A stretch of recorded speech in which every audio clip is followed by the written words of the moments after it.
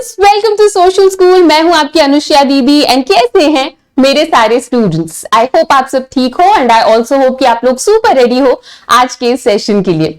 तो आज की क्लास में हम लोग स्टार्ट करने वाले हैं चैलेंजेस ऑफ नेशन बिल्डिंग, जो कि हमारा पहला चैप्टर है। एंड आज के इस क्लास में हम लोग पूरे चैप्टर को कवर करेंगे, मतलब हमारा वन शॉट होने वाला है आज का ये क्लास।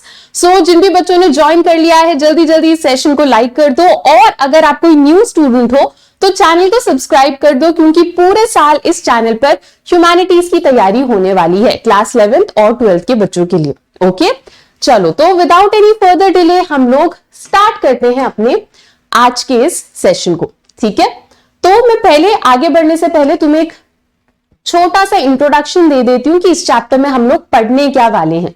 अब तक क्या था, छोटी क्लासेस में तुम लोगों ने ये समझ रखा है कि ब्रिटिशर्स को इंडिया से भगाने में हम लोगों ने बहुत ज्यादा संघर्ष करा है ना। पर हमारा संघर्ष वहां खत्म नहीं होता। हमें जब आजादी मिल जाती है उसके बाद भी हमने बहुत सारे चैलेंजेस को फेस करा एक नया नेशन बनाने के लिए। ठीक है, उस टाइम का जो इंडिया था 1947 के बाद के जो कुछ 10-20 साल थे, उस टाइम पीरियड में हम लोगों ने क्या क्या चैलेंजेस, क्या क्या प्रॉब्लम्स फेस करी, ये तुम लोग इस चैप्टर में इन डिटेल पढ़ने वाले हो। ठीक है, तो ये हमारे क्लास 12th के स्टूडेंट्स के लिए तो इंपॉर्टेंट है ही, साथ ही साथ अगर आप सीयूईटी की प्रिपरेशन कर रहे हो तो भी आपके लिए सेशन बहुत इंपॉर्टेंट होने वाला है। चलो, तो बेसिक इंट्रोडक्शन हो गया है, स्टार्ट करते हैं हम लोग अपना आज का ये सेशन स्टार्ट करेंगे थोड़ा सा एक पॉजिटिव नोट में एंड इस फोटो के साथ। ये तुम्हारे एनसीईआरटी में भी ये फोटो दे रखी है, बाकी तो तुम्हें यहाँ दिख भी रहा है। तो ये फोटो कहाँ की है? कोलकाता की है, 1947 की फोटो है ये। एंड बीच में क्या चल रहा था, कोलकाता में बहुत ज्यादा लड़ाई झगड़े हो रहे थे हिंदूज एंड मुस्लिम्स के बीच में। फिर बीच में कोलकाता के लोग सोचते हैं कि चलो हम लोग कम्युनल वायलेंस करना छोड़ देते हैं, रिलीजन के नाम पे वायलेंस करना छोड़ देते हैं। एंड फिर हिंदूज एंड मुस्लिम्स साथ में हैं इस ट्रक में, एंड कुछ लोगों ने इंडिया का फ्लैग पकड़ रखा है, कुछ लोगों ने पाकिस्तान का फ्लैग पकड़ रखा है। तो ये मतलब एक तरीके से दिखाया जा रहा है, ये पिक्चर एक सिंबल है इस चीज का कि हिंदू मुस्लिम्स साथ में रह रहे हैं। ठीक है, यूनिटी का सिंबल है। चलो, तो अब हम लोग अपना चैप्टर स्टार्ट करते हैं। ठीक है, आजादी मिलने के कुछ साल बाद हमारे लिए सबसे पहला पता है चैलेंज क्या था? हमें एक ऐसी कंट्री बनानी थी जिसमें यूनिटी हो, जिसमें एकता हो। ठीक है, तो ये जो हमारा चैप्टर होने वाला है, इस चैप्टर में तुम 1947 के बाद की कहानी पढ़ोगे। ठीक है, 1947 के बाद क्या चल रहा था वो कहानी तुम्हें इस पूरे चैप्टर में बताई जाएगी। आजादी मिलते ही बेसिकली 3 ऐसे चैलेंजेस थे जिनको हमें फेस करना पड़ा, एंड पूरे चैप्टर में एक एक करके इन तीनों चैलेंजेस के बारे में तुम्हें इन डिटेल बताया जाएगा। ओके, तो पहला चैलेंज हमारा क्या था? पहला चैलेंज तो आजादी जब मिली तो यही था कि पार्टीशन हो गया था। हमें आजादी तो मिली पर साथ ही साथ पाकिस्तान एक कंट्री बनती है। तो पार्टीशन के टाइम पे बहुत ज्यादा वायलेंस हो रहा था, पार्टीशन को संभालना हमारे लिए एक चैलेंज था। दूसरा चैलेंज क्या था? Princely states.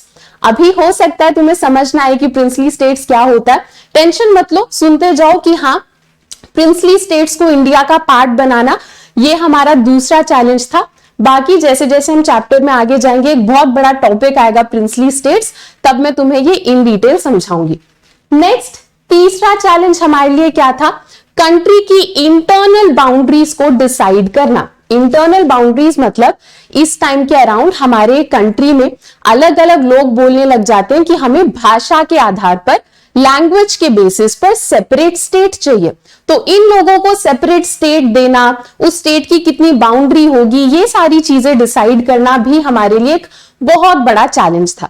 ठीक है, तो इन्हीं 3 चैलेंजेस के बारे में तुम्हें इन डिटेल इस चैप्टर में बताया जाएगा। तो ये तो हमारा बेसिक इंट्रोडक्शन था। अब हम लोग आगे बढ़ते हैं। ठीक है, फर्स्ट टॉपिक है हमारा challenges for the new nation, यानी जब एक नया नेशन बनता है, जब आजादी मिलती है, उसके बाद हमारे चैलेंजेस क्या क्या थे, दिक्कतें क्या क्या थी। ओके, चलो, तो याद रखना 14th और 15th अगस्त का जो मिडनाइट का टाइम था, उस टाइम पर हमें आजादी मिलती है। 1947 में हमें आजादी मिलती है। ठीक है, ये तो तुम्हें पता ही है, नेहरू जी, जवाहरलाल नेहरू जी हमारे पहले प्राइम मिनिस्टर बनते हैं एंड वो क्या करते हैं, वो नेशन को एड्रेस भी करते हैं। वो एक बहुत फेमस स्पीच देते हैं और इस स्पीच का नाम तुम्हें याद होना चाहिए, हमारे एमसीक्यू में आ जाता है। क्या था उनकी स्पीच का नाम? Tryst with destiny. तो याद रखना, tryst with destiny Nehru ji की सुपर फेमस स्पीच है। क्वेश्चन घुमाकर भी आ सकता है कि ट्रिस्ट विथ डेस्टिनी स्पीच किसने दी? तो हमारे जवाहरलाल नेहरू जी ने दी थी। ठीक है, इतना सबको आ गया समझ? आगे बढ़ते हैं।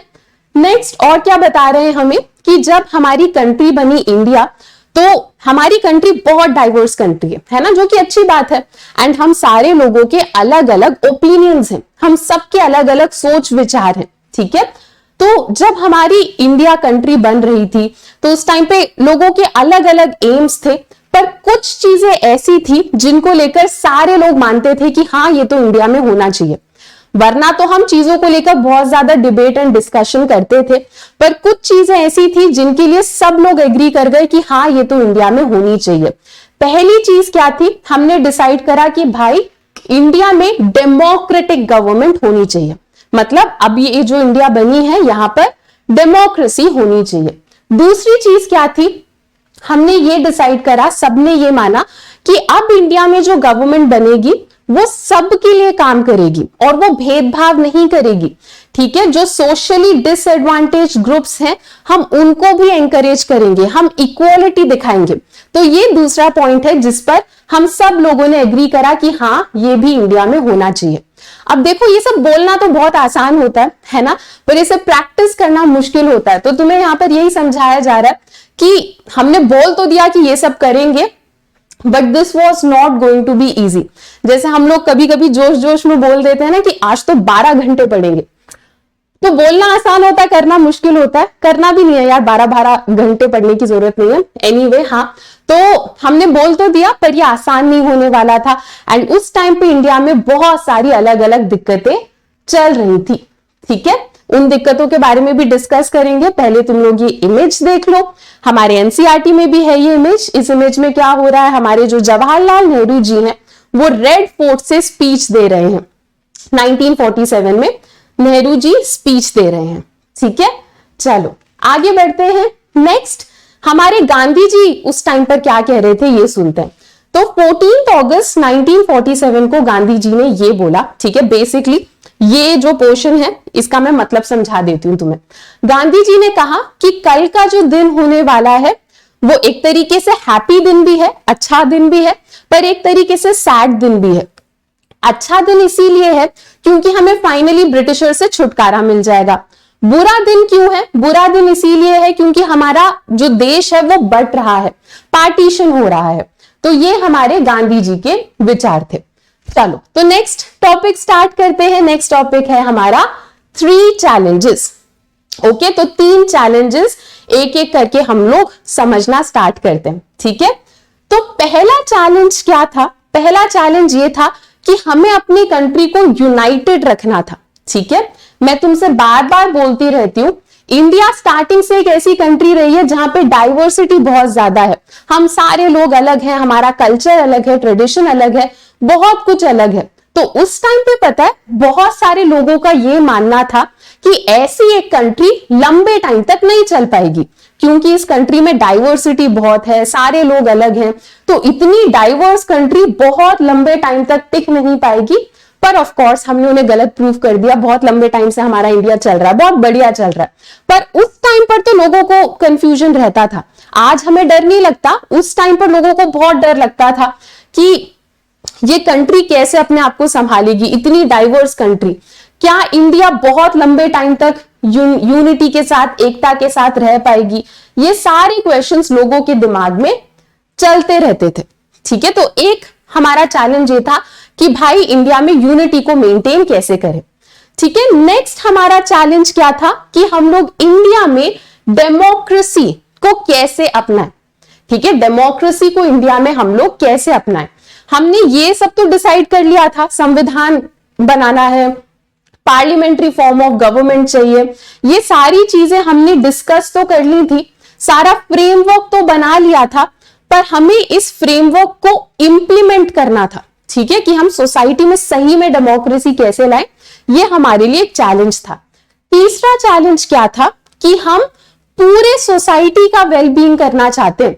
ऐसा नहीं कि सिर्फ रिच लोगों का वेलबींग या फिर सिर्फ अपर कास्ट के लोगों का वेलबींग, हम सारे लोगों का वेलबींग करना चाहते थे। एंड ये हमारे लिए एक चैलेंज था, सोसाइटी में इक्वालिटी को लेकर आना।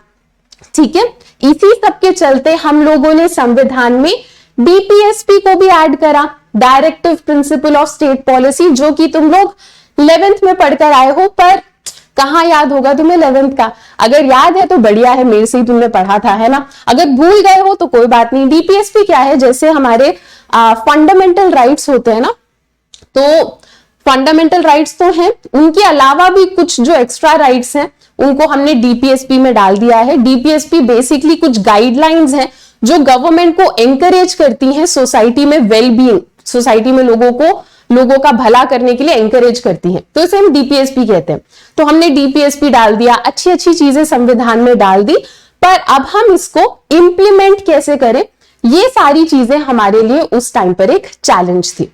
ओके, चलो, तो जब सेशन स्टार्ट हुआ था मैंने तुम्हें बताया था ना कि एक बहुत बड़ी दिक्कत हमारे कंट्री में क्या थी, पार्टीशन। तो पार्टीशन के बारे में पढ़ते हैं, ठीक है, कि इंडिया में पार्टीशन कैसे हुआ, पाकिस्तान कैसे बना, ये सारी चीजें पढ़ते हैं। तो 14 और 15 अगस्त 1947 का जो मिडनाइट है, उस टाइम पर एक नहीं बल्कि दो कंट्रीज बनी। ठीक है, कैसे, एक तो अपना इंडिया, और क्योंकि पार्टीशन हो जाता है तो साथ ही साथ पाकिस्तान भी बनता है। ठीक है, एक अपना इंडिया और सेकंड पाकिस्तान भी बन जाता है। ठीक है, अब पाकिस्तान कैसे बनता है ये थोड़ा समझते हैं।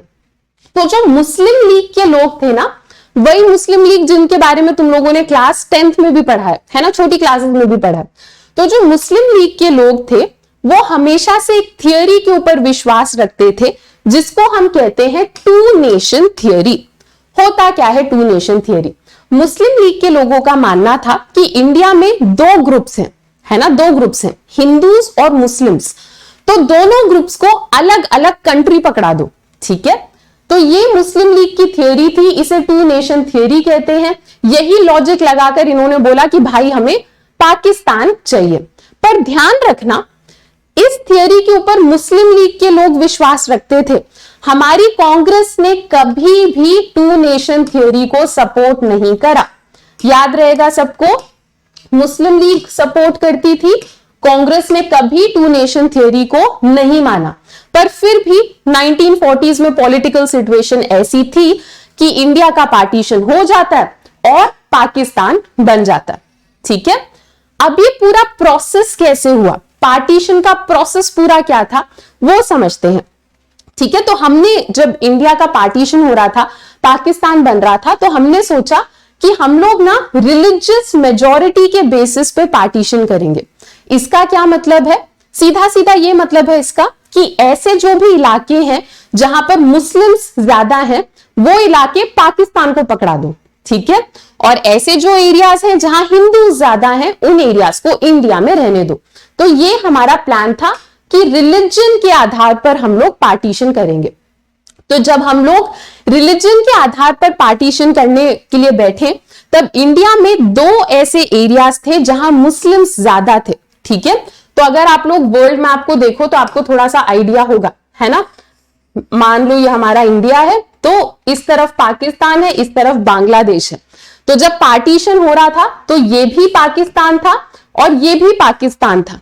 ठीक है, इसको ईस्ट पाकिस्तान बोला जाता था, मतलब ये हमारा जो बांग्लादेश है और ये हमारा पाकिस्तान है। ठीक है, तो बांग्लादेश बाद में हमारा बना। ठीक है, पर स्टार्टिंग में बांग्लादेश भी पाकिस्तान का ही पार्ट था। ओके, तो ये तुम लोग याद रखना, ये दोनों ही पाकिस्तान थे। चलो, तो आगे बढ़ते हैं। तो दो हमें ऐसे एरियाज दिखे जहां पर मुस्लिम ज्यादा थे। हमें कहां कहां वो एरिया दिखे, वेस्ट और ईस्ट में। ठीक है, तो हम लोगों ने फिर क्या करा, इन दोनों एरियाज को पाकिस्तान बनाने का फैसला लिया कि ये दोनों एरियाज में मुस्लिम ज्यादा है, तो इन दोनों एरियाज को पाकिस्तान बना देते हैं। तो इंटरेस्टिंगली जब पाकिस्तान बना ना, तो पाकिस्तान थोड़ा अलग सी कंट्री थी, क्योंकि नॉर्मली एक कंट्री साथ में होती है। पाकिस्तान के साथ कैसा था, पाकिस्तान का थोड़ा हिस्सा यहां पर, बीच में इंडिया, फिर से यहां पर पाकिस्तान। ठीक है, तो ऐसे पाकिस्तान को हमने बनाने का प्लान बनाया था।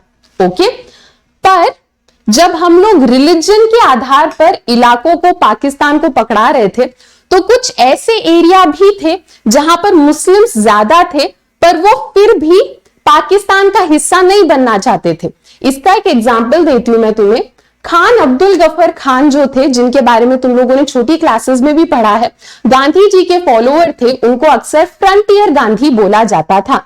नॉर्थ वेस्टर्न फ्रंटियर प्रोविंस, ये उनके एरिया का नाम है, वहां के लीडर थे ये। एंड इस एरिया में मुस्लिम ज्यादा थे, पर फिर भी Khan Abdul Ghaffar Khan two nation theory के खिलाफ थे और वो पाकिस्तान के साथ जुड़ना नहीं चाहते थे। ये बहुत ज्यादा मतलब स्ट्राइक्स वगैरह भी करते हैं, पर कोई इनकी सुनता नहीं है। बाद में इनका एरिया पाकिस्तान का ही हिस्सा बन जाता है। ओके, चलो, अब जब हम लोग पार्टीशन कर रहे थे तो एक और दिक्कत आती है। हमने ये तो सोच लिया कि जो पूरा एरिया है जहां पर भी मुस्लिम ज्यादा हैं वो पाकिस्तान को दे दो, है ना। तो उसमें बंगाल और पंजाब के कुछ एरियाज आ रहे थे, ठीक है। पर उन एरियाज में भी कुछ ऐसे इलाके थे जहां पर मुस्लिम्स माइनॉरिटी में थे। जैसे मान लो ओवरऑल इस पूरे एरिया में मुस्लिम्स मेजॉरिटी में है, तो हमने सोचा कि भाई ये पाकिस्तान को दे देते हैं। पर इस एरिया में एक छोटा सा डिस्ट्रिक्ट है जहां पर हिंदूज बहुत ज्यादा हैं, ठीक है। तो ये लोग पाकिस्तान का पार्ट नहीं बनना चाहते थे, तो हमने सोचा कि यार डिस्ट्रिक्ट लेवल पर पार्टीशन करते हैं, ठीक है।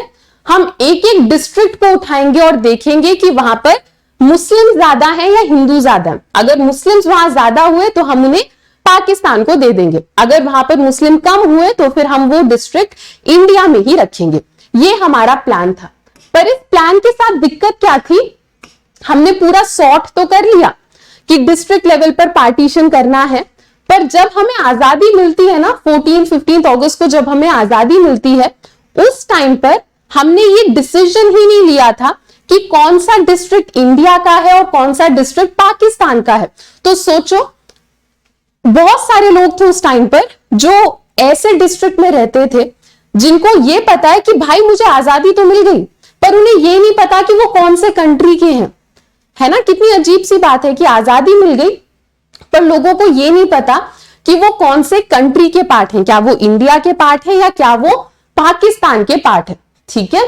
तो ये दिक्कत चल रही थी। नेक्स्ट क्या दिक्कत थी पार्टीशन के टाइम पे, problem of minority. Problem of minority मतलब मान लो ये कोई जगह है जो हमने पाकिस्तान को दे दी, ठीक है। तो मतलब यहां पर मुस्लिम्स मेजॉरिटी में है, और ऐसा नहीं है कि हिंदूज बिल्कुल नहीं है, हिंदूज हैं थोड़े, हिंदूज कम है, ठीक है। और ये इलाका पाकिस्तान का हिस्सा हो गया। तो ऐसे में ये जो थोड़े बहुत हिंदूज यहां पर बचे ना, इन हिंदूज को ये सारे मुस्लिम्स मिलकर परेशान करते थे। ये हिंदूज यहां पे माइनॉरिटी हो गए तो इनको बहुत परेशान करा जाता था। सेम चीज इंडिया में होती थी, ठीक है। इंडिया में अगर कोई एक ऐसा इलाका है उस टाइम पर जहां पर हिंदू बहुत ज्यादा हैं और मुस्लिम बहुत कम है, तो ऐसे में ये मुस्लिम्स यहां पे माइनॉरिटी हो गए एंड अक्सर हिंदूज इन मुस्लिम्स को परेशान करते थे। तो दोनों तरफ, इंडिया में भी पाकिस्तान में भी, जहां पर भी माइनॉरिटीज थे उनको बहुत ज्यादा परेशान किया जा रहा था। उनको अनडिजायरेबल एलियंस की तरह ट्रीट करा जा रहा था। अनडिजायरेबल एलियंस का क्या मतलब है, वो जादू वाला एलियन याद कर रहे हो क्या तुम लोग? नहीं, मतलब ऐसे एकदम लिटरल शब्दों में नहीं जाना। अनडिजायरेबल एलियन का मतलब है जैसे अगर पाकिस्तान में कोई हिंदू रह गया तो उसे ऐसे ट्रीट करा जाता था जैसे वो बंदा यहां बिलोंग नहीं करता, वो कहीं और बिलोंग करता। तो एलियंस की तरह ट्रीट करा जाता था इन लोगों को। ओके, अक्सर पता है लोगों के साथ ऐसा होता था, मान लो कोई पाकिस्तान में कोई हिंदू फैमिली है तो इन्हें बस कुछ घंटों का टाइम दिया जाता था एंड कुछ घंटों के अंदर इन्हें अपना घर वर सब छोड़कर इंडिया भागना पड़ता था। पता है बहुत सैड स्टोरीज अटैच्ड हैं पार्टीशन के साथ।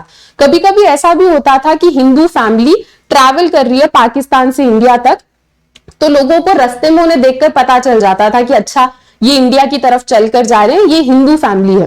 तो लोग ना इनको मारते थे, इनसे चोरी कर लेते थे, लूट मचाते थे।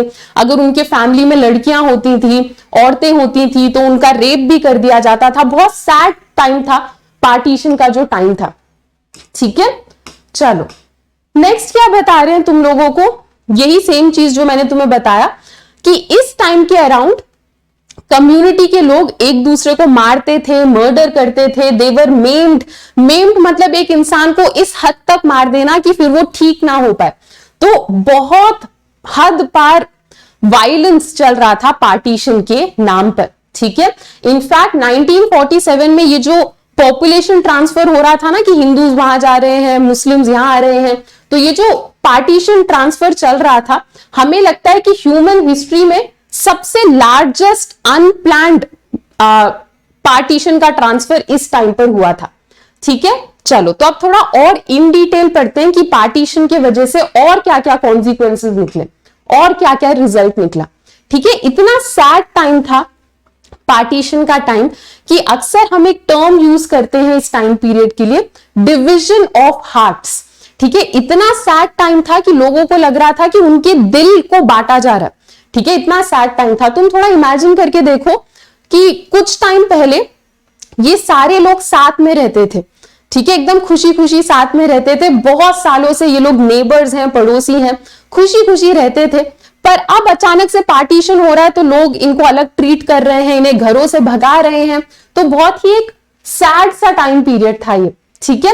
कुछ नंबर्स में बताती हूं तुम्हें ताकि तुम्हें आइडिया लगे कि कितना सीरियस माहौल था, ठीक है। तो हमारे हिसाब से कुछ अराउंड 80 लाख पीपल थे जिनको बॉर्डर के अक्रॉस माइग्रेट करना पड़ रहा था पार्टीशन के वजह से।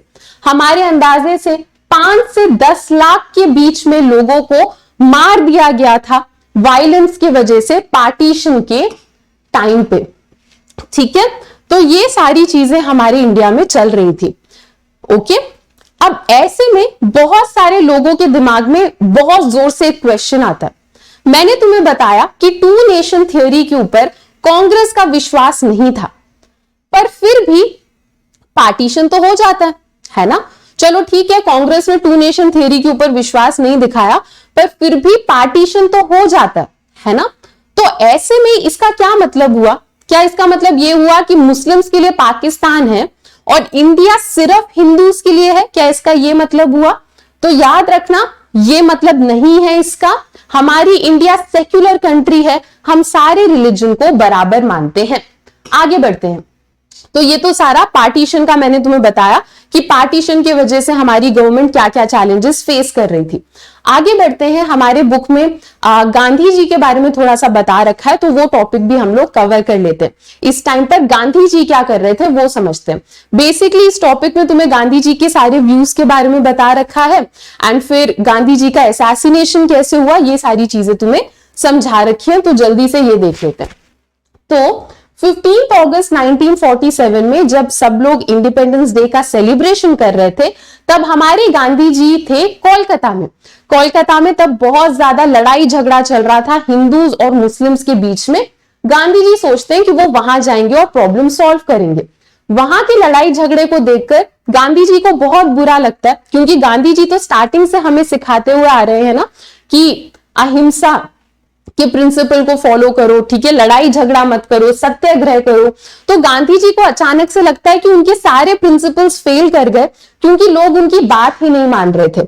फिर भी धीरे धीरे गांधी जी वहां लोगों से बात करते हैं, और क्योंकि गांधी जी वहां पर थे तो आजादी तक आते आते, मतलब 15 अगस्त तक आते आते हिंदूज एंड मुस्लिम्स लड़ाई झगड़ा थोड़ा सा अपना कम कर देते हैं, और 15 अगस्त वाले दिन ये सारे लोग सड़कों पर आकर सेलिब्रेट कर रहे होते हैं, नाच रहे होते हैं, ठीक है।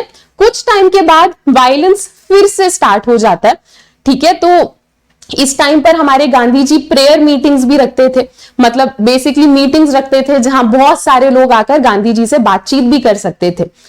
तो जब हिंदू मुस्लिम्स का वायलेंस बहुत ज्यादा बढ़ जाता है तो गांधी जी क्या करते हैं, फास्ट करना स्टार्ट कर देते हैं। फास्ट मतलब गांधी जी बोलते हैं मैं खाना नहीं खाऊंगा जब तक तुम लोग लड़ाई झगड़ा बंद नहीं कर देते।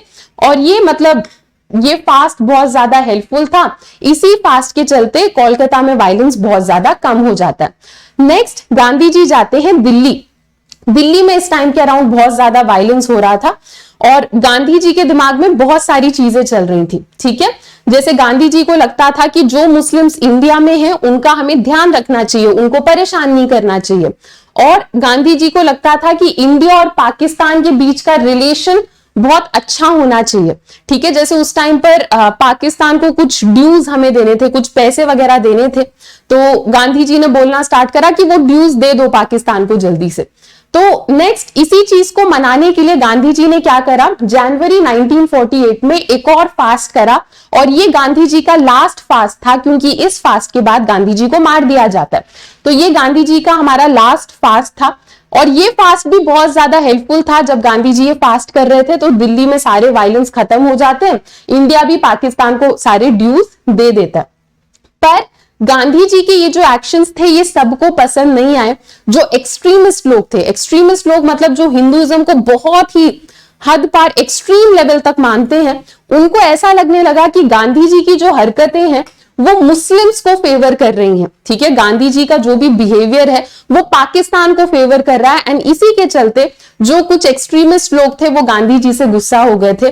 फिर 30 जनवरी 1948 में एक ऐसे एक्सट्रीमिस्ट थे, नाथूराम विनायक गोडसे इनका नाम था।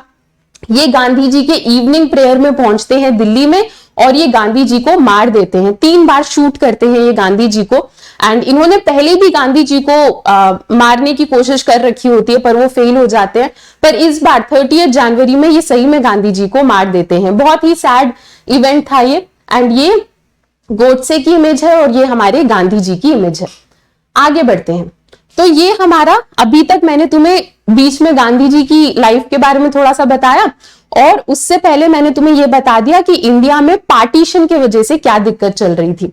अब हम समझते हैं कि इंडिया में प्रिंसली स्टेट के वजह से क्या दिक्कत चल रही थी। पर सबसे पहले तुम्हें पता होना चाहिए प्रिंसली स्टेट क्या है, तभी तुम इस टॉपिक को समझ पाओगे, है ना। तो इस मैप पर आ जाओ। ठीक है, इस मैप में तुम्हें जो भी ब्लू एरियाज दिख रहे हैं, यहां पर हमारे प्रिंसली स्टेट्स हुआ करते थे। अब होता क्या है प्रिंसली स्टेट का मतलब, ठीक है।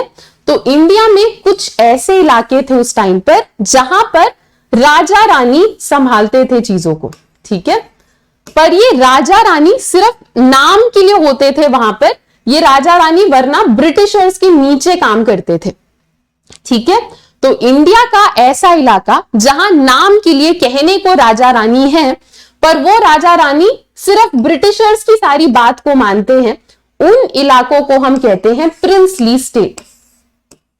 ठीक है, प्रिंसली स्टेट क्या है सबको आ गया समझ?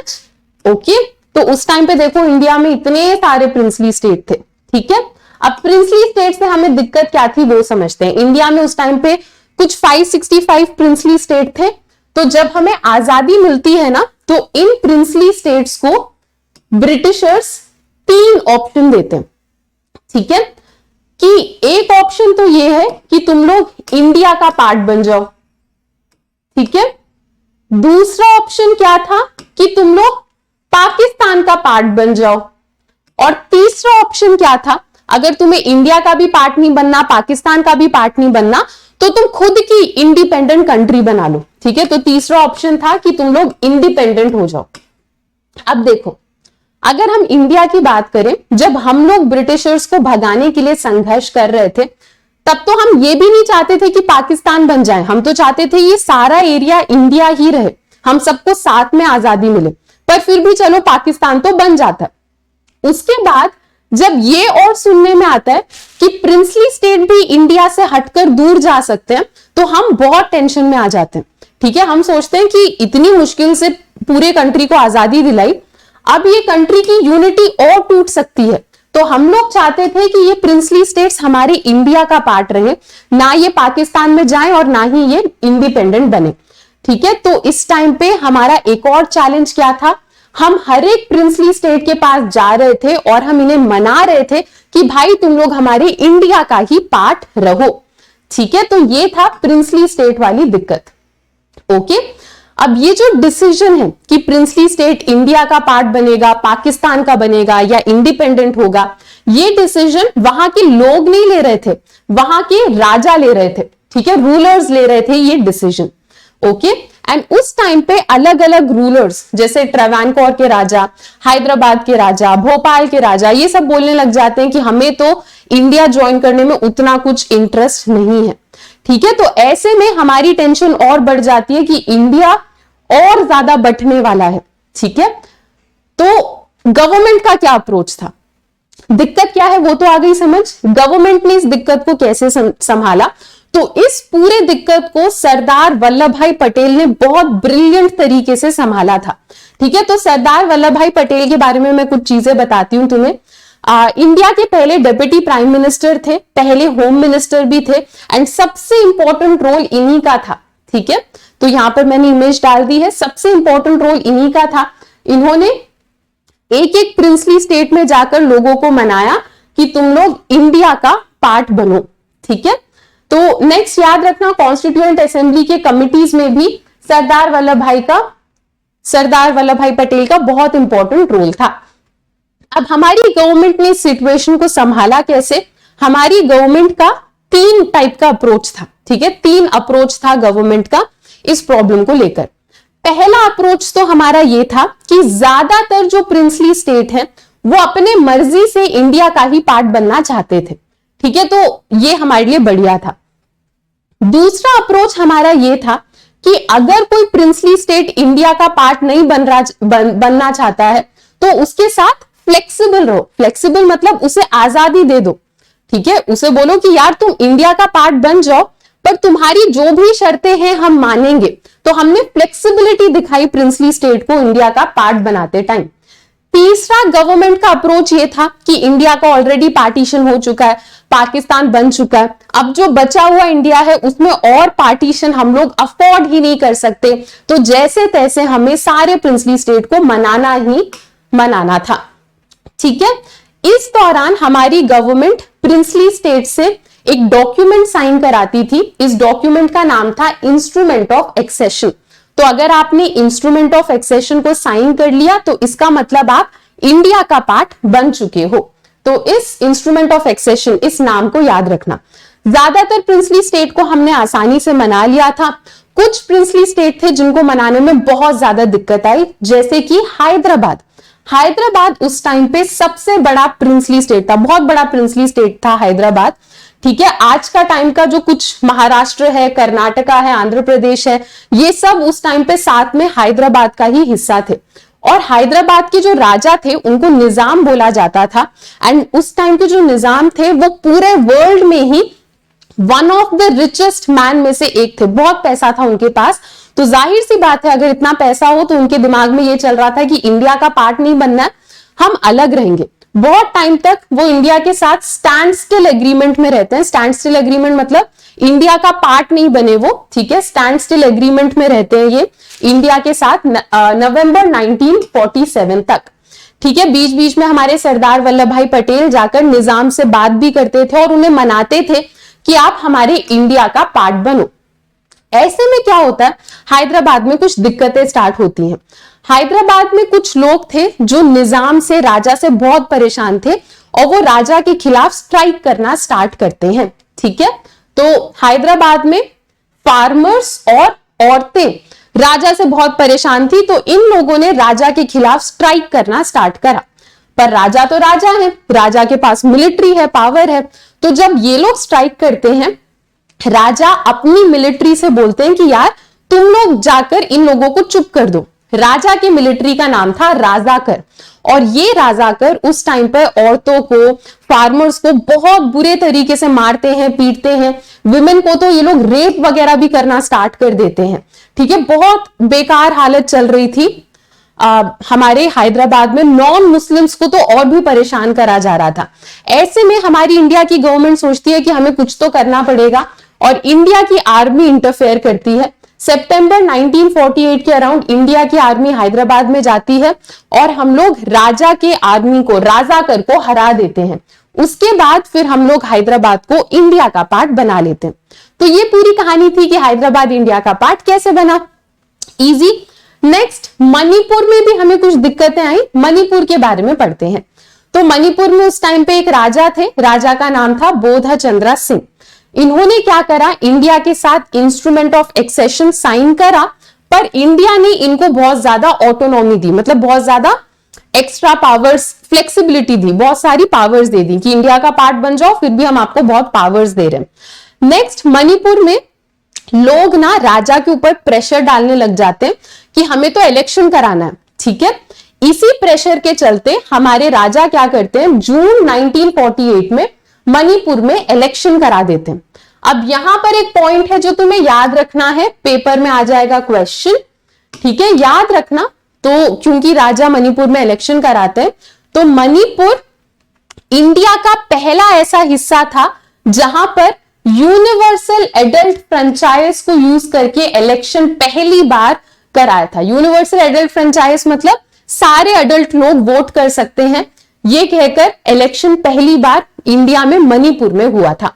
इसके बाद इलेक्शन हो गए तो मणिपुर में क्या होता है, लेजिस्लेटिव असेंबली बन जाती है। अब लेजिस्लेटिव असेंबली में अलग अलग पार्टी के लोग थे। जो कांग्रेस के लोग थे वो तो बोलते थे कि मणिपुर को प्रॉपरली इंडिया का पार्ट बना दो। जो कांग्रेस के लोग नहीं थे वो बोलते थे कि नहीं, मणिपुर को इंडिया का पार्ट मत बनाओ। ऐसे में हमारी गवर्नमेंट पता है क्या करती है, हमारी गवर्नमेंट राजा, जो राजा थे उनके ऊपर प्रेशर डालकर राजा को मना लेती है कि आप मर्जर एग्रीमेंट साइन कर लो। और जैसे ही राजा मर्जर एग्रीमेंट को साइन करते हैं, मणिपुर एकदम प्रॉपरली इंडिया का पार्ट बन जाता है सितंबर 1949 पे। पर इस टाइम पर लेजिस्लेटिव असेंबली के लोग बहुत गुस्सा हो जाते हैं कि इंडिया के गवर्नमेंट ने सिर्फ राजा से बात कर ली, राजा को प्रेशराइज कर लिया, उन्होंने लेजिस्लेटिव असेंबली से तो कुछ पूछा ही नहीं। इस बात को लेकर मणिपुर के लोग अब भी कभी कभी गुस्सा रहते हैं इंडिया से, ठीक है। तो ये हमारा दूसरा चैलेंज हो गया कि हमने कैसे प्रिंसली स्टेट्स को एक एक करके मनाया कि आप लोग प्लीज इंडिया का पार्ट बनो। तीसरा चैलेंज मैंने तुम्हें बताया था ना, क्या था हमारा, रीऑर्गेनाइजेशन ऑफ स्टेट्स, ठीक है। इंडिया के अंदर जो स्टेट्स हैं उनका फिर से रीऑर्गेनाइजेशन करना, नए नए स्टेट्स बनाना, ये इस टाइम पर हमारा तीसरा चैलेंज था, ठीक है। इस टाइम पर लोग भाषा के आधार पर नए स्टेट की डिमांड करने लग जाते हैं। स्टार्टिंग में हमें कोई दिक्कत नहीं थी, हम लोग सोच रहे थे कि ठीक है, जब इंडिया को आजादी मिलेगी तो भाषा के आधार पर स्टेट्स बना देंगे। पर अब थोड़ी सिचुएशन अलग थी, पार्टीशन हो गया था, बहुत पाकिस्तान बन गया था, तो हमारी गवर्नमेंट को डर लग रहा था कि अगर हमने भाषा के आधार पर स्टेट्स बना दिए तो इंडिया में जो बची कुची यूनिटी है वो भी चली जाएगी। तो काफी टाइम तक हमारी सेंट्रल गवर्नमेंट इस मैटर को पोस्टपोन करती रहती है, वो बोलती है बाद में करेंगे, बाद में करेंगे, बाद में स्टेट्स को बनाएंगे। इसी टाइम के अराउंड हम देखते हैं मद्रास का जो इलाका है, मद्रास प्रोविंस जो है, वहां पर लोग बहुत ज्यादा स्ट्राइक्स करने लगते हैं कि उन्हें भाषा के आधार पर सेपरेट स्टेट चाहिए। आज के टाइम पर तमिलनाडु, आंध्र प्रदेश, केरला, कर्नाटका, ये सब अलग अलग स्टेट्स हैं। उस टाइम पर ये सारे जो स्टेट्स हैं ये एक ही एरिया में आते थे और इस एरिया को हम मद्रास प्रोविंस कहते थे, ठीक है। तो यहां पर क्या होता है, विशाल आंध्रा मूवमेंट स्टार्ट होता है। विशाल आंध्रा मूवमेंट क्या था, इस मूवमेंट में जो तेलुगु भाषा बोलने वाले लोग थे वो ये डिमांड करना स्टार्ट करते हैं कि हमें तो आंध्र प्रदेश नाम का एक अलग स्टेट चाहिए। काफी टाइम तक हमारी गवर्नमेंट ध्यान नहीं देती, ठीक है। पर इस मूवमेंट के एक मेन लीडर थे, उनका नाम था पोट्री श्रीरामुलु। उनकी इमेज मैंने यहाँ पे डाल दी है ताकि तुम्हें थोड़ा सा आइडिया लगे। तो पोट्री श्रीरामुलु जो है वो गांधी जी के फॉलोअर थे और वो फास्ट करना स्टार्ट कर देते हैं। वो बोलते हैं मैं खाना नहीं खाऊंगा जब तक आंध्र प्रदेश नहीं बन जाता। 56 डेज तक वो फास्ट करते हैं, खाना नहीं खाते। उसके बाद उनकी डेथ हो जाती है। जैसे ही इनकी डेथ होती है, आंध्र प्रदेश के लोग बहुत ज्यादा हंगामा, बहुत ज्यादा वायलेंस वगैरह करना स्टार्ट कर देते हैं। ऐसे में हमारे प्राइम मिनिस्टर फाइनली दिसंबर 1952 तक आते आते कह देते हैं कि चलो ठीक है, तुम लोग वायलेंस मत करो, हम लोग आंध्र प्रदेश स्टेट बना रहे हैं, ठीक है। चलो, तो ऐसे हमारा आंध्र प्रदेश बनता है। इसके बाद हमारी गवर्नमेंट एक कमीशन बनाती है, ठीक है। उस कमीशन का नाम था स्टेट रीऑर्गेनाइजेशन कमीशन। कुछ लोगों का ग्रुप था स्टेट रीऑर्गेनाइजेशन कमीशन, जो कि 1953 में बनता है। इस कमीशन से बोला जाता है कि आप लोग थोड़ा सोच समझ के बताओ कि इंडिया में भाषा के आधार पर स्टेट बनाना सही रहेगा या नहीं रहेगा। तो ये कमीशन अपनी रिपोर्ट सबमिट करती है और रिपोर्ट में बोल देती है कि कोई दिक्कत नहीं है, भाषा के आधार पर इंडिया में स्टेट बना लो। उसके बाद स्टेट रीऑर्गेनाइजेशन एक्ट पास होता है 1956 में, एंड उसके बाद 14 स्टेट्स और 6 यूनियन टेरिटरीज को क्रिएट कर दिया जाता है। ओके, स्टार्टिंग में लोगों को डर लगता था कि अगर हम भाषा के आधार पर स्टेट बनाएंगे तो इंडिया की यूनिटी एकदम टूट जाएगी, पर अब हमें क्लियर हो गया कि ऐसा नहीं है। ठीक है, इनफैक्ट जब हम लोगों ने भाषा के आधार पर स्टेट बनाए तो ये इस चीज का सिंबल था कि हम अलग अलग लैंग्वेजेस को एक्सेप्ट कर रहे हैं, हम इंडिया में डाइवर्सिटी को मान रहे हैं, एक्सेप्ट कर रहे हैं और रिस्पेक्ट भी कर रहे हैं। ठीक है, अब ये तो आंध्र प्रदेश का तुमने पढ़ा, इसके अलावा और भी कुछ स्टेट्स बने थे, उसके बारे में पढ़ते हैं। ठीक है, जैसे जो बॉम्बे वाला इलाका था, उस टाइम पर बॉम्बे में 2 लैंग्वेज बोलने वाले लोग थे, गुजराती और मराठी। तो आगे जाकर ये भी अलग अलग स्टेट्स बन जाते हैं। महाराष्ट्र और गुजरात हमारे 1960 में बनते हैं। सिमिलरली पंजाब में भी 2 भाषा बोली जाती थी, हिंदी और पंजाबी। ठीक है, पर बाद में 1966 तक आते आते ये स्टेट्स भी अलग अलग हो जाते हैं। 1966 तक आते आते हरियाणा और हिमाचल प्रदेश को पंजाब से अलग करके एक सेपरेट स्टेट बना दिया जाता है। नॉर्थ ईस्ट का जो इलाका है हमारे इंडिया का, वहां पर 1972 में बहुत सारे बदलाव आते हैं। हम लोग आसाम से मेघालय को अलग कर देते हैं 1972 में। 1972 में ही मणिपुर और त्रिपुरा भी बने थे। ठीक है, नेक्स्ट 1987 में क्या होता है, मिजोरम और अरुणाचल प्रदेश स्टेट को हम बनाते हैं, और बहुत पहले 1963 में ही हम लोगों ने नागालैंड स्टेट को बना लिया था। ठीक है, नेक्स्ट तुमसे क्या बोला जा रहा है कि हर बार ऐसा नहीं होता कि सिर्फ भाषा के आधार पर ही अलग अलग स्टेट बन रहे हैं, कभी कभी डेवलपमेंट के लिए या कल्चरल डिफरेंस की वजह से भी स्टेट बनते हैं। जैसे मान लो ये एक पूरा स्टेट है और इस स्टेट में क्या है, यहां पर बहुत डेवलपमेंट हो रहा है, यहां डेवलपमेंट बिल्कुल नहीं हो रहा, तो ऐसे में यहां के लोग बोलना स्टार्ट कर देंगे कि हमें तुम एक सेपरेट स्टेट दे दो। तो ऐसे भी कभी कभी स्टेट्स बनते हैं। कभी कभी अगर इन 2 एरिया का कल्चर अलग हो तो भी लोग बोल देते हैं कि हमें सेपरेट स्टेट दे दो।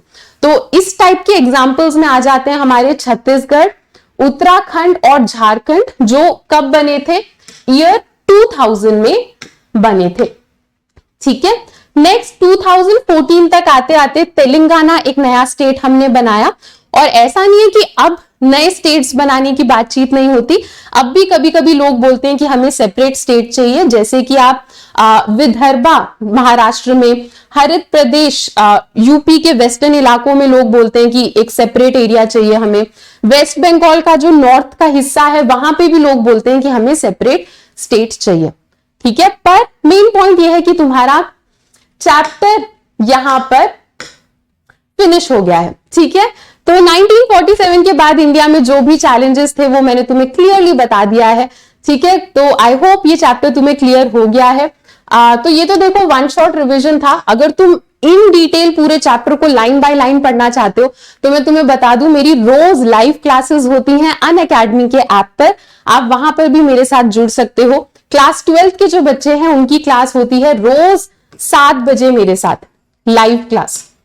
ठीक है, अनअकैडमी के ऐप पर आपको इसी चैनल के कम्युनिटी पर लिंक्स मिल जाएंगे जिसके थ्रू आप मेरे लाइव क्लास में आकर हर एक चैप्टर को इन डिटेल कवर कर सकते हो। इनफैक्ट संडे को तो हम लोग मेगा क्विज रखते हैं। ठीक है, बहुत सारे एमसीक्यूज वगैरह प्रैक्टिस करते हैं, तो संडे 7 PM तो आपको पक्का आने की कोशिश करनी ही चाहिए क्लास में। कम्युनिटी में आपको लिंक मिल जाएगा। अगर आपको लगा कि ये वीडियो आपके लिए हेल्पफुल थी तो वीडियो को लाइक करो, चैनल को सब्सक्राइब करो और इस वीडियो को शेयर करो। सबको बताओ कि इस चैनल पर ह्यूमैनिटीज की भी तैयारी होती है। चलो स्टूडेंट्स, तो आज इतना ही कराना था मुझे। हमने ये चैप्टर कवर कर लिया है। मुझे कमेंट सेक्शन में जरूर बताना कि नेक्स्ट आपको कौन से चैप्टर का 1 शॉर्ट रिवीजन चाहिए। ओके, चलो बच्चों, दैट्स इट फॉर नाउ। अभी के लिए इतना ही, मिलते हैं अपने नेक्स्ट लेक्चर में। Till then, bye bye, take care and thank you.